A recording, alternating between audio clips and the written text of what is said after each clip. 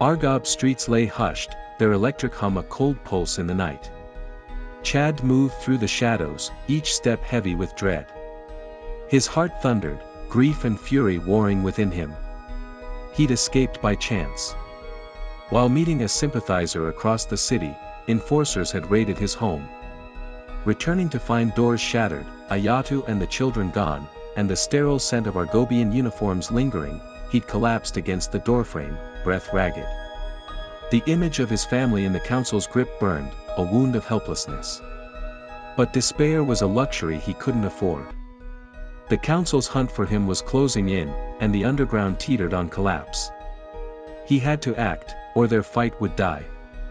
Chad's encrypted message to the underground's remnants was brief: the council thinks us broken, but we'll rise, stronger, smarter. Hide.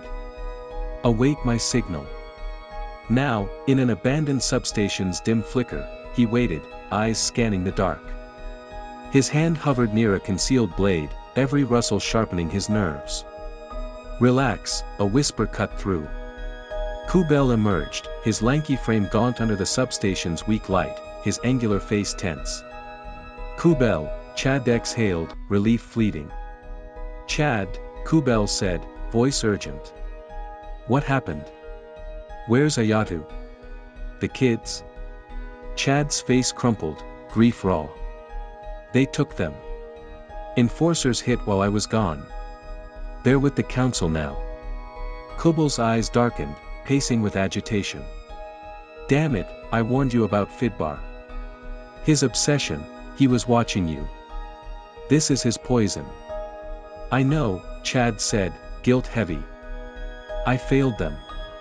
But regrets won't save them now. We fight on. In the substation's gloom, Chad and Kubel plotted. Find the others, Kubel said. The ones still free. We regroup quietly, and we signal the Krasley exiles, Chad added.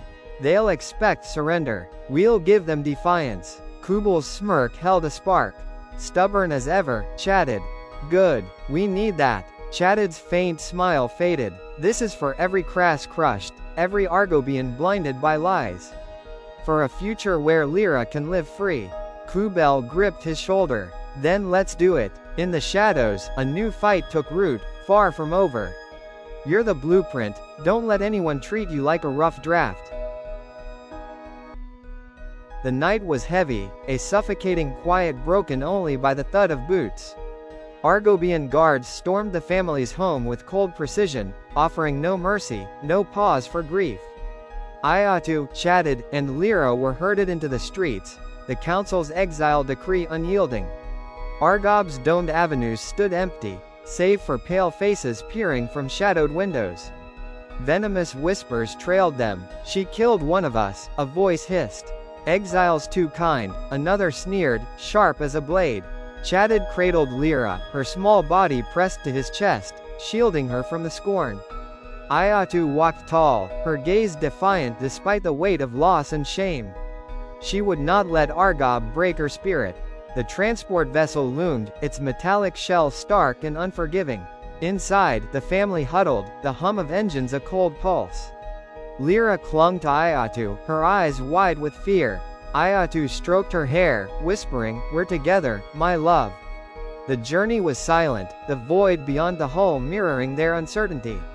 As the ship breached Krasley's dense atmosphere, Ayatu peered through a small window. Below, a jungle sprawled, wild, vibrant, dotted with the ruins of her people, reclaimed by nature's embrace. The guards shoved them out, the jungle's humid breath enveloping them. "Survive, if you can," one barked before the ship roared skyward, vanishing into the clouds. Krasley's jungle pulsed with life, rustling leaves, distant creature calls. Lyra gripped Ayatu's hand, her voice trembling. "Mama, where are we?" Ayatu knelt, meeting her daughter's gaze, her voice soft but steady. "This is Krasley, Lyra. Our true home." Lyra's brow creased. "But Argob, my friends, Kale?" Ayatu's heart fractured at Kale's name, but she held firm, hands on Lyra's shoulders. "Argob was a cage, not a home. Krasley's wild, but it's ours. Here, we're free. Lyra's lip quivered. I'll be alone. Ayatu drew her into an embrace, stroking her hair. Never alone, little one. You'll find friends here, others like us, cast out but strong. We'll build a place where your love for you. Like me? Lyra mumbled, muffled against her mother. Yes, Ayatu said, a sad smile breaking through. I promise, Lyra, we'll make a home, a safe haven, where you can shine. Lyra sniffled, hope flickering in her eyes. Okay, Mama. Ayatu kissed her forehead, her resolve a quiet fire. She would carve a future for Lyra, no matter the cost. Chadid stepped beside Ayatu, his voice low. This is where we began, he said, gazing at the ruins, crumbling stone entwined with vines.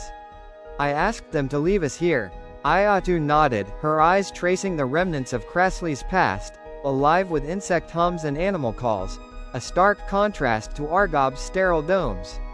And here, she said, voice firm, we'll start anew. Chadid's fingers laced with hers. We can't undo the past or bring Kale back. But we can build a future, a home. Together, Ayatu said, her gaze fierce. Together, Chadid echoed, his voice thick with resolve. Weeks passed in toil. Ayatu and Chadid cleared jungle growth, shored up ancient walls, and hunted for sustenance. Lyra, her grief for Kale a quiet shadow, found purpose in small tasks, patching stone, gathering roots. Her spirit mended, stitch by stitch, in their shared labor. The ruins transformed, a vision taking shape, a settlement for outcasts, hybrids, and the rejected, a sanctuary born from loss. One evening, as amber light bathed the jungle, Ayatu stood atop a weathered wall, Lyra at her side. The horizon glowed, Kresley's wild heart humming around them. Mama? Lyra's voice was soft but sure. Yes, my love? When our home's ready, can we invite others? People with nowhere else? Ayatu's heart swelled, pride warming her. Yes, Lyra, that's our dream. Lyra's hand tightened in hers, and Ayatu felt hope take root, a fragile, fierce spark in the wilderness.